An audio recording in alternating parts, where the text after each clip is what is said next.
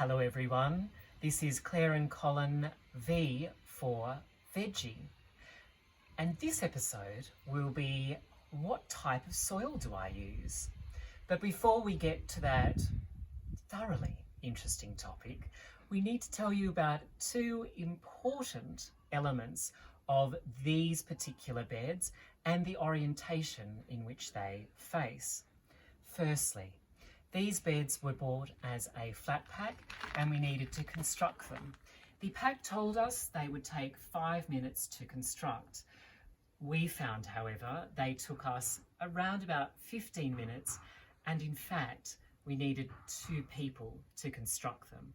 So if you are going to buy a kit that's in a flat pack, potentially double the time that it's going to take to construct, and perhaps have your trusted friend or colleague along to help you.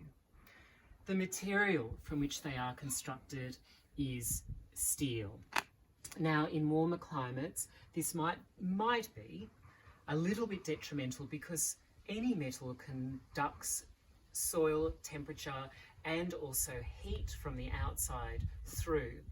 In our climate, which is a subtropical Highland 1 in the Köppen classification, that's not a problem because our temperatures tend to remain fairly well below 30 degrees Celsius, and in winter it's quite cold.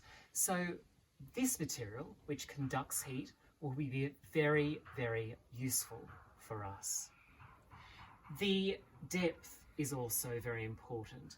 These beds are approximately 72 centimetres in depth, and that means they can hold a greater amount of soil. That will also confer the ability for us to grow a greater range of crops, and it will also mean we can grow more of each crop in this soil, just simply because the moisture holding capacity is greater with a greater depth of soil. Let's talk about orientation. We are facing north, and in the southern hemisphere, that will give us the greatest amount of sunshine. We also have an unimpeded, very bright view of the sky, and those two elements combined mean that we should receive in this section 6 to 8 hours of sun, which is ideal for vegetables. If you do have less sun, please don't despair. So many leafy crops will still grow with 3 to 4 hours of sun a day. But bear in mind, there won't be as much leaf production, even though they'll still grow. Let's get to that important topic now, which is the soil. Now, the soil is the building block for anything you might choose to grow.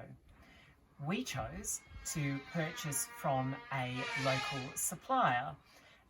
This soil was labelled organic vegetable mix, and we knew we could trust our supplier to deliver a really high quality. Let's have a look at what we purchased. Here you are. Now, there's a very important test you can do if you've never purchased soil from a supplier before. It's to form your soil into a ball, like so, and then squish it into a sausage shape. And I'm sure many of you haven't done this since you were in kindergarten. Take the time to enjoy. A bit of moisturiser for your hands. Make it into a sausage shape. And then the point is to try and make it into a horseshoe. Here we go. Now, we can't quite make horseshoe shape with this, and it has cracked at the apex. Now that means this soil has a wonderful mixture of moisture holding capacity and drainage, and it's the organic matter and the sand content or grit content that produces that. So we know this is actually perfect, and it's a great test to do for any of you that are going to buy soil in bulk and don't know whether the soil you're looking at is the perfect type of soil. In our next episode, we will be talking about what do I plant next? And for many of you, and indeed for us, it's the most exciting element of building a vegetable garden and any garden. We'll see you next time for Clare and Colin, V for Veggie.